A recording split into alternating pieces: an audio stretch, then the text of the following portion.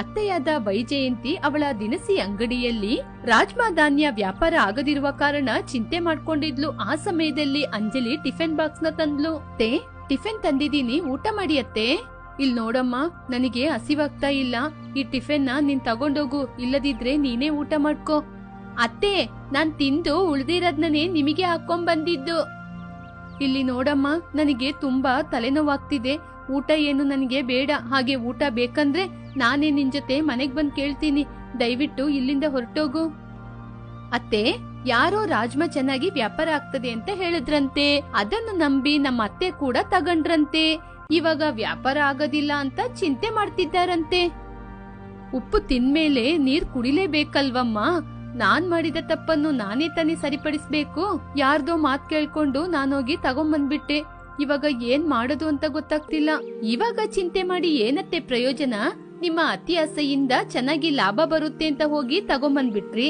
ಇವಾಗ ವ್ಯಾಪಾರ ಆಗ್ತಾ ಇಲ್ಲ ಅಂತ ಹೇಳಿದ್ರೆ ಏನ್ ಮಾಡಕ್ಕಾಗೋದು? ಇಲ್ಲಿ ನೋಡಮ್ಮ ಅಂಜಲಿ, ನೀನ್ ನನ್ನ ಸಮಾಧಾನ ಪಡಿಸ್ತಾ ಇದ್ದೀಯಾ ಅಥವಾ ನನ್ನ ರೇಗಿಸ್ತಾ ಇದ್ದೀಯಾ? ಸರಿ ಅತ್ತೆ, ನಿಮ್ಮ ರಾಜ್ಮಾ ತಲೆನೋವು ನನಗೆ ಯಾಕೆ? ಸರಿಯಾಗಿ ಹೇಳಿ, ಇವಾಗ ಊಟ ಮಾಡ್ತೀರಾ ಅಥವಾ ಇದನ್ನ ತಗೊಂಡೋಗಿ ನಾಯಿಗೆ ಚೆಲ್ಲ? ನೀನೇನ್ ಬೇಕಾದ್ರೂ ಹೋಗಿ ಮಾಡಮ್ಮ.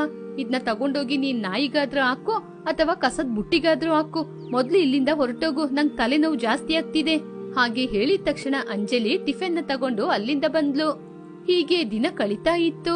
ಹೀಗೆ ವೈಜಯಂತಿಗೆ ರಾಜ್ಮಾ ಚಿಂತೆ ದಿನದಿಂದ ದಿನಕ್ಕೆ ಅಧಿಕವಾಗ್ತಿತ್ತು. ಆ ಊರಿನ ಜನರಿಗೆ ಅದರ ಮಹಿಮೆನೇ ಗೊತ್ತಿರ್ಲಿಲ್ಲ. ಒಂದು ವೇಳೆ ಹೇಳಿಕೊಟ್ರೆ ಯಾರು ಕೂಡ ಅದ್ರ ಬಗ್ಗೆ ತಿಳ್ಕೊಳ್ತಾ ಇರ್ಲಿಲ್ಲ. ಅದರ ಬೆಲೆ ಕೇಳಿ ಓಡಿ ಹೋಗ್ತಿದ್ರು. ಹೀಗೆ ವೈಜಯಂತಿ ನಿದ್ರೆಯಲ್ಲೂ ಕೂಡ ರಾಜ್ಮಾ ಬಗ್ಗೆನೇ ಮಾತಾಡ್ತಾನೆ ಇದ್ಲು. ಆನಂದರಾವ್ ತನ್ನ ಹೆಂಡತಿಯ ಪರಿಸ್ಥಿತಿಯನ್ನು ನೋಡಿ ತುಂಬಾನೇ ಬೇಜಾರ್ ಮಾಡ್ಕೊಂಡ್ರು. ಸೊಸೆ ಜೊತೆ ಮಾತಾಡ್ಬೇಕು, ವೈಜಯಂತಿ ಹೀಗೇನೆ ಇದ್ರೆ ಹುಚ್ಚಿಯಾಗಿ ಬಿಡ್ತಾಳೆ. ಹೀಗೆ ನಿದ್ರೆಯನ್ನು ಮಾಡದೆ ರಾಜ್ಮಾ ರಾಜ್ಮಾ ಅಂತ ಮಾತಾಡ್ತಿರುವ ಹೆಂಡತಿಯನ್ನು ನೋಡಿ ಚಿಂತೆ ಮಾಡಿದ್ರು. ಬೆಳಿಗ್ಗೆ ಆದ ನಂತರ ವೈಜಯಂತಿ ಅಂಗಡಿಗೆ ಬಂದ್ಲು. ಅಂಗಡಿಗೆ ಬಂದವರಿಗೆ ವಸ್ತುಗಳನ್ನು ಕೊಡುತ್ತಾ ರಾಜ್ಮಾ ಬ್ಯಾಗನ್ನೇ ನೋಡ್ತಿದ್ಲು. ಸೊಸೆ ಮಧ್ಯಾಹ್ನಕ್ಕೆ ಮನೆಯಲ್ಲಿ ಅಡಿಗೆ ಮಾಡ್ತಾ ಇದ್ಲು. ಅವಳ ಬಳಿ ಅವಳ ಮಾವ ಬಂದು, ಮಾವ ಏನ್ ಬೇಕು? ನನಗೆ ನಿಮ್ಮ ಅತ್ತೆ ಬೇಕಮ್ಮ. ಅತ್ತೆನಾ? ಅವ್ರು ಇವಾಗಷ್ಟೇ ಮಾವ ಅಂಗಡಿಗೆ ಹೋಗಿದ್ದಾರೆ. ನಾನು ಹೇಳ್ತಾ ಇರೋದು ಅಂಗಡಿಗೆ ಹೋಗಿರುವ ನಿನ್ನ ಅತ್ತೆ ಅಲ್ಲ. ರಾತ್ರಿಡೀ ನಿದ್ರೆ ಮಾಡದೆ ರಾಜ್ಮಾ ಬಗ್ಗೆನೆ ಆಲೋಚನೆ ಮಾಡ್ತಾ ಇದ್ದಾಳಲ್ಲ, ಆ ಅತ್ತೆ ಬಗ್ಗೆ. ರಾತ್ರಿಡೀ ಅವಳು ನಿದ್ರೆನೆ ಮಾಡದೆ ರಾಜ್ಮಾ ಬೇಕಾ, ರಾಜ್ಮಾನ ಕಡಿಮೆ ಬೆಲೆಗೆ ಕೊಡ್ತೀನಿ, ಇದನ್ನ ತಿಂದ್ರೆ ನಿಮ್ಮ ಆರೋಗ್ಯಕ್ಕೆ ಒಳ್ಳೇದು ಅಂತ ಅದ್ರ ಬಗ್ಗೆ ಮಾತಾಡಿ ಮಾತಾಡಿ ಹುಚ್ಚಿಯಾಗಿ ಅವಳು ನಿದ್ರೆಯಲ್ಲಿ ಕನ್ವರ್ಸ್ತಾ ಇದ್ದಾಳೆ. ದಯವಿಟ್ಟು ನಿನ್ನ ಅತ್ತೆ ಅಂಗಡಿಯಲ್ಲಿರುವ ರಾಜ್ಮಾನ ಹೇಗಾದ್ರೂ ವ್ಯಾಪಾರ ಆಗಂಗೆ ನೀನೇ ಕಣಮ್ಮ ಮಾಡ್ಬೇಕು. ಏನಾದ್ರೂ ಮಾಡಮ್ಮ, ಆವಾಗ್ಲೇ ನಿಮ್ಮ ಅತ್ತೆ ಸಂತೋಷವಾಗಿರೋದು. ಹಾಗೆ ಹೇಳ್ತಾ ಇದ್ದಾಗ ಮಗನಾದ ಶೇಖರ್ ಓಡಿ ಬಂದ. ಅಪ್ಪ, ಅಂಜಲಿ ಅಮ್ಮ ಅಂಗಡಿಯಲ್ಲಿ ತಲೆ ಸುತ್ತಿ ಕೆಳಗ್ ಬಿದ್ಬಿಟ್ರು, ಆಂಬುಲೆನ್ಸಿಗೆ ಕಾಲ್ ಮಾಡಿದೀನಿ. ಹೀಗೆ ಶೇಖರ್ ಹೇಳಿದ ತಕ್ಷಣ ಮನೆಯಿಂದ ಎಲ್ಲರೂ ಓಡಿ ಓಡಿ ಬಂದ್ರು. ಅಷ್ಟರಲ್ಲಿ ಆಂಬುಲೆನ್ಸ್ ಬಂತು. ಎಲ್ಲರೂ ವೈಜಯಂತಿಯನ್ನು ಆಂಬುಲೆನ್ಸ್ ಅಲ್ಲೇ ಹಾಕಿ ಹಾಸ್ಪಿಟ್ಲಿಗೆ ಕರ್ಕೊಂಡೋದ್ರು. ಹಾಸ್ಪಿಟಲ್ ಬೆಡ್ ಮೇಲೆ ವೈಜಯಂತಿ ಮಲಗಿದ್ಲು. ಅಂಜಲಿ ಡಾಕ್ಟರ್ ಇಬ್ರು ಬೆಡ್ ಮೇಲೆ ಮಲಗಿರುವ ವೈಜಯಂತಿಯನ್ನು ನೋಡ್ತಾನೆ ನಿಂತಿದ್ರು. ಎಷ್ಟೊತ್ತಮ್ಮ ನಿಮ್ಮ ಅತ್ತೆನ ನೋಡ್ತಾನೆ ನಿಂತಿರ್ತೀಯಾ? ನಮ್ಮ ಅತ್ತೆ ಎಚ್ಚರ ಆಗೋ ತನಕ ನೋಡ್ತಾನೆ ಇರ್ತೀನಿ ಡಾಕ್ಟರ್. ನಿಮ್ಮ ಅತ್ತೆಗೆ ಯಾವ ತೊಂದ್ರೆನೂ ಇಲ್ಲಮ್ಮ. ನಿಮ್ಮ ಅತ್ತೆ ತೊಂದ್ರೆ ಏನು ಅಂತ ನೀನೇ ಹೇಳ್ಬೇಕು. ನಾವು ಹೇಳಿದ್ರೆ ನಮ್ಮ ಅತ್ತೆಗೆ ಅರ್ಥ ಆಗೋದಿಲ್ಲ. ನೀವೇ ನಮ್ಮ ಅತ್ತೆಗೆ ಹೇಳಿ ಅರ್ಥ ಮಾಡಿಸ್ಬೇಕು ಅಂತ ನನ್ನ ಇಷ್ಟೊತ್ತು ಇಲ್ಲೇ ನಿಲ್ಸಿದೀಯ. ಆದ್ರೆ ನಿಮ್ಮ ಅತ್ತೆ ಮಾತ್ರ ಹಾಸ್ಪಿಟ್ಲಲ್ಲಿ ಮಲಗಿದೀವಿ ಅಂತ ಕೂಡ ಆಲೋಚನೆ ಮಾಡದೆ ಮನೆಯಲ್ಲಿ ಮಲಗಿ ನಿದ್ರೆ ಮಾಡುವ ರೀತಿ ನಿದ್ರೆ ಮಾಡ್ತಾ ಇದ್ದಾರೆ. ಅಬ್ಬಾ, ಇನ್ನು ನನ್ನಿಂದ ಇಲ್ಲಿ ನಿಂತ್ಕೊಳಕ್ಕಾಗಲ್ಲ. ಇಲ್ಲಿ ನೋಡಿ ಡಾಕ್ಟರ್, ನಮ್ಮ ಅತ್ತೆಗೆ ಮಾತ್ರ ಏನಾದ್ರೂ ಆಯ್ತು ಅಂದ್ರೆ ನಾನ್ ನಿಮ್ನ ಸುಮ್ನೆ ಬಿಡೋದಿಲ್ಲ. ನಮ್ಮ ಅತ್ತೆಗೆ ಸರಿಯಾದ ಟ್ರೀಟ್ಮೆಂಟ್ ಮಾಡಿಲ್ಲ ಅಂತ ನಿಮ್ ಮೇಲೆ ಪೊಲೀಸ್ ಕಂಪ್ಲೇಂಟ್ ಮಾಡ್ತೀನಿ. ಆಮೇಲೆ ನಿಮ್ಗೇನೆ ತೊಂದ್ರೆ. ನೀವು ಎಲ್ಲೂ ಹೋಗ್ಬಾರ್ದು, ಇಲ್ಲೇ ಇದ್ದು ನಮ್ಮ ಅತ್ತೆನ ಚೆನ್ನಾಗಿ ನೋಡ್ಕೋಬೇಕು. ಹಾಗೆ ಹೇಳಿದಾಗ ಡಾಕ್ಟರಿಗೆ ಏನ್ ಮಾಡ್ಬೇಕು ಅಂತ ಗೊತ್ತಾಗ್ಲಿಲ್ಲ. ಸರಿ, ನಾನ್ ನಿಮ್ಮ ಅತ್ತೆನ ನೋಡ್ತಾನೆ ಇರ್ತೀನಿ. ನೀನು ಏನಮ್ಮ ಮಾಡ್ತೀಯಾ? ನಾನ್ ಹೋಗಿ ಟಿಫಿನ್ ತಿಂದ್ ಬರ್ತೀನಿ ಡಾಕ್ಟರ್. ಹಾಗೆ ಹೇಳಿ ಅಂಜಲಿ ಅಲ್ಲಿಂದ ಹೋಗಲು ನೋಡ್ತಾ ಇದ್ದಂಗೆ ವೈಜಯಂತಿಗೆ ಎಚ್ಚರವಾಯಿತು. ರಾಜ್ಮಾ ರಾಜ್ಮಾ ಹಾಗೆ ಕನ್ವರ್ಸ್ತಾ ಇದ್ಲು. ಅದನ್ನು ನೋಡಿದ ಡಾಕ್ಟರ್ ಹೋಗ್ತಾ ಇರುವ ಅಂಜಲಿಯನ್ನು ಕರೆದ್ರು. ವೈಜಯಂತಿ ರಾಜ್ಮಾ ರಾಜ್ಮಾ ಅಂತ ಕನ್ವರಿಸುವುದನ್ನು ನೋಡಿ, ಏನಮ್ಮ ಅಂಜಲಿ, ನಿಮ್ಮತ್ತೆ ರಾಜ್ಮಾ ರಾಜ್ಮಾ ಅಂತ ಕನ್ವರ್ಸ್ತಾನೆ ಇದ್ದಾರಲ್ವಾ? ರಾಜ್ಮಾನ ತಗೊಂಬಂದು ನಿಮ್ಮ ಅತ್ತೆಗೆ ಅಡುಗೆ ಮಾಡಿಕೊಡಿ, ಆವಾಗ್ಲೇ ನಿಮ್ಮತ್ತೆ ಸರಿಯಾಗೋದು. ಹೌದಾ ಡಾಕ್ಟರ್? ಹಾಗಾದ್ರೆ ಆ ವಿಷಯದ ಬಗ್ಗೆ ನೀವೇ ನಮ್ಮ ಅತ್ತೆ ಜೊತೆ ಹೇಳಿ ನೋಡೋಣ. ಅಷ್ಟೇ ತಾನೇ, ಇವಾಗ ನೋಡು. ಹೀಗೆ ಡಾಕ್ಟರ್ ಅಂಜಲಿ ಜೊತೆ ಹೇಳಿ ಬೆಡ್ ಮೇಲೆ ಮಲಗಿರುವ ವೈಜಯಂತಿ ಹತ್ರ ಹೋಗಿ, ಇಲ್ ನೋಡಿ ಅಮ್ಮ, ನಿಮಗೆ ಯಾವ ತೊಂದ್ರೆನೂ ಇಲ್ಲ. ನಿಮಗೆ ಟ್ರೀಟ್ಮೆಂಟ್ ಎಲ್ಲ ಮಾಡ್ತಾ ಇದ್ದೀವಿ. ನೀವು ಮನೆಗೆ ಹೋಗಿ ನಿಮ್ ಸೊಸೆ ಜೊತೆ ರಾಜ್ಮಾ ಅಡಿಗೆ ಮಾಡಿ ಕೊಡ್ಲಿಕ್ಕೆ ಹೇಳಿ ಚೆನ್ನಾಗಿ ತಿನ್ನಿ. ಡಾಕ್ಟರ್ ಹಾಗೆ ಹೇಳಿದಾಗ ವೈಜಯಂತಿ ಎದ್ದು ಡಾಕ್ಟರ್ ಕೆನ್ನೆಗೆ ಬಾರಿಸಿದ್ಲು. ಅದನ್ನು ನೋಡಿ ಅಂಜಲಿ ನಗ್ತಾ ಇದ್ಲು. ಅಂಜಲಿಯನ್ನು ನೋಡಿ ಡಾಕ್ಟರಿಗೆ ತುಂಬಾ ಕೋಪ ಬಂತು. ಅಂಜಲಿ, ನಿಮ್ಮ ಅತ್ತೆ ನನ್ನ ಯಾಕೆ ಹೊಡೆದಿದ್ದು? ನೀವಲ್ವಾ ಡಾಕ್ಟರ್ ರಾಜ್ಮಾ ಸಾರ್ ಮಾಡಿ ತಿನ್ಲಿಕ್ಕೆ ಹೇಳಿದ್ದು? ಯಾರಾದ್ರೂ ರಾಜ್ಮಾನ ಮಾಡಿ ತಿನ್ಲಿಕ್ಕೆ ಹೇಳಿದ್ರೆ ಹೊಡಿತಾರಾ? ಆದ್ರೆ ನಮ್ಮ ಅತ್ತೆ ಹೊಡಿತಾರೆ ಡಾಕ್ಟರ್. ಹಾಗಾದ್ರೆ ನಿಮ್ಮ ಅತ್ತೆಯ ಉದ್ದೇಶ ರಾಜ್ಮಾ ಸಾರ್ ಮಾಡಿ ತಿನ್ನೋದಲ್ಲ, ಹಾಗೆ ತಾನೇ? ಡಾಕ್ಟರ್, ನಮ್ಮ ಅತ್ತೆಗೆ ರಾಜ್ಮಾ ಸಾರ್ ಮಾಡಿ ಮಾರದಲ್ಲ ಉದ್ದೇಶ. ಅವರ ಅಂಗಡಿಯಲ್ಲಿರುವ ರಾಜ್ಮಾ ಖಾಲಿಯಾಗುವುದೇ ಅವರ ಉದ್ದೇಶ. ಇದೇನಾ ಅವರ ತೊಂದ್ರೆ? ಇದು ಮೊದ್ಲೇ ಹೇಳ್ಬೇಕಲ್ವಾ ಅಂಜಲಿ? ಇವಾಗ ನೋಡಿ, ನಾನು ಹೇಳೋ ವಿಷಯದಲ್ಲಿ ನಿಮ್ಮ ಅತ್ತೆ ಹೇಗೆ ಎದ್ದು ಓಡಿ ಬರ್ತಾರೆ ಅಂತ. ಹಾಗೆ ಹೇಳಿ ಮತ್ತೆ ಪುನಃ ವೈಜಯಂತಿ ಹತ್ರ ಬಂದ್ರು. ಇಲ್ ನೋಡಮ್ಮ, ರಾಜ್ಮಾ ಧಾನ್ಯನ ನಾನ್ ತಗೋತೀನಿ.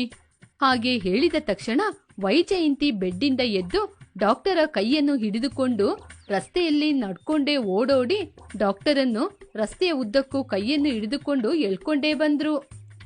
ಡಾಕ್ಟರ್ ರಾಧಮ್ಮನ ಹಿಂದೇನೆ ಹೋಗ್ತಾನೆ ಇದ್ರು. ಅಂಜಲಿ ಕೂಡ ಅತ್ತೆ ಹಿಂದೇನೆ ಓಡೋಡಿ ಬರ್ತಾ ಇದ್ಲು.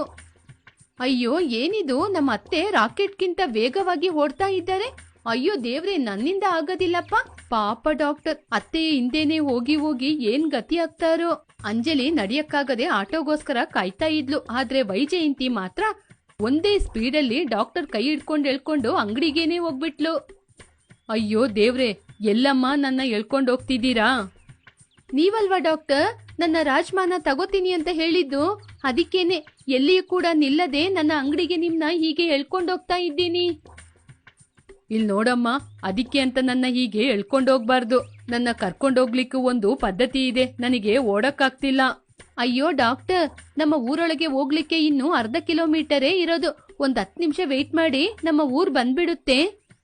ಅಯ್ಯೋ ದೇವ್ರೆ, ಇನ್ನು ನಾನ್ ಸಾಯಕ್ಕೆ 10 ನಿಮಿಷನೇ ಇರೋದಾ? ಹೀಗೆ ಡಾಕ್ಟರ್ ವೈಜಯಂತಿ ಜೊತೆ ನಡೆಯಲು ಸಾಧ್ಯವಾಗದೆ ವೈಜಯಂತಿ ಕೈಯನ್ನು ಗಿಂಟಿದ್ರು. ಅಷ್ಟೇ, ವೈಜಯಂತಿ ಡಾಕ್ಟರ್ ಕೈನ ಬಿಟ್ಬಿಟ್ಲು. ಡಾಕ್ಟರ್ ವೈಜಯಂತಿಯಿಂದ ತಪ್ಪಿಸ್ಕೊಂಡು ಆಟೋ ಹತ್ತಿ ಓಡೇ ಬಿಟ್ರು. ಡಾಕ್ಟರ್ ಹೀಗೆ ಓಡೋಗಿದ್ರಿಂದ ವೈಜಯಂತಿ ಬೇಜಾರ್ ಮಾಡ್ಕೊಂಡು ಅಂಗಡಿಗೆ ನಡ್ಕೊಂಡ್ ಬಂದ್ಲು. ಅಂಗಡಿಯಲ್ಲಿ ಸೊಸೆ ಅಂಜಲಿ ಕೂತಿದ್ಲು. ವೈಜಯಂತಿ ಅಂಗಡಿಗೆ ಬಂದು ನೋಡಿದಾಗ ಅಲ್ಲಿ ರಾಜ್ಮಾ ಮೂಟೆ ಕಾಣಲೇ ಇಲ್ಲ. ಅದನ್ನು ನೋಡಿ, ಅಂಜಲಿ, ಯಾರಮ್ಮ ಈ ರಾಜ್ಮುಡಿನ ತಗೊಂಡಿದ್ದು? ಅತ್ತೆ, ರಾಜ್ಮಾನ ಯಾರು ತಗೊಂಡಿಲ್ಲತ್ತೆ. ನಾನೇ ರಾಜ್ಮಾ ಚಾವಲ್ ವ್ಯಾಪಾರ ಮಾಡೋಣ ಅಂತ ಮನೇಲಿ ತಗೊಂಡೋಗಿಟ್ಟಿದೀನಿ. ಏನು ರಾಜ್ಮಾ ಚಾವಲ? ಹಾಗೇಂದ್ರೆ ಏನಮ್ಮ, ಯಾರಮ್ಮ ಅದನ್ನ ತಗೋತಾರೆ? ತಗೊಳ್ತಾರತ್ತೆ, ನಾಳೆಯಿಂದನೇ ನಾವಿಬ್ರು ಸೇರಿ ವ್ಯಾಪಾರ ಆರಂಭಿಸೋಣ. ಹಾಗೆ ಹೇಳಿದಾಗ ವೈಜಯಂತಿ ಸಂತೋಷಪಟ್ಟು, ಸರಿ ಅಮ್ಮ, ಏನಾದ್ರೂ ಸರಿ, ನನಗೆ ರಾಜ್ಮಾ ಖಾಲಿ ಆದ್ರೆ ಅಷ್ಟೇ ಸಾಕು. ಹೀಗೆ ವೈಜಯಂತಿ ಸಮಾಧಾನವಾಗಿ ಅಂಗಡಿಯಲ್ಲಿ ಕೂತ್ಲು. ಆ ನಂತರ ಅಂಜಲಿ ಮನೆಗೆ ಬಂದು ಅಡುಗೆ ಕೆಲಸವನ್ನೆಲ್ಲ ಮುಗಿಸಿದ್ಲು. ಆ ದಿನನೇ ವೈಜಯಂತಿ ಸಂತೋಷವಾಗಿ ನಿದ್ರೆ ಮಾಡಿದ್ಲು. ಅದನ್ನು ನೋಡಿ ಆನಂದರಾಜ್ ಸಂತೋಷಪಟ್ರು. ನನಗೆ ಗೊತ್ತು, ನನ್ ಸೊಸೆ ಬುದ್ಧಿವಂತಿಕೆಯಿಂದ ಏನಾದ್ರೂ ಒಂದ್ ಕೆಲಸ ಮಾಡ್ತಾಳೆ ಅಂತ. ಹೀಗೆ ಅವರು ಕೂಡ ನಿದ್ರೆ ಮಾಡಿದ್ರು. ಮರುದಿನ ಬೆಳಿಗ್ಗೆ ಆಗ್ತಾ ಇದ್ದಂಗೆ, ಶೇಖರ್, ನೀನು ಅಂಗಡಿಗೆ ಹೋಗಪ್ಪ. ಹೌದು, ನೀವೆಲ್ಲ ಎಲ್ಲಿಗೆ ಹೋಗ್ತಿದ್ದೀರಾ? ನಿನಗೆ ಗೊತ್ತಿಲ್ಲ ಅಲ್ವಾ, ಇಂದಿನಿಂದ ನಾನು, ನಿನ್ ಹೆಂಡ್ತಿ, ನಿಮ್ಮಪ್ಪ ರಾಜ್ಮಾ ಚಾವಲ್ನ ಮಾಡಿ ಮಾರಕ್ ಹೋಗ್ತಿದ್ದೀವಿ. ನೀನು ಅಂಗಡಿಯಲ್ಲಿ ಕೂತು ವ್ಯಾಪಾರನ ಚೆನ್ನಾಗಿ ಮಾಡು.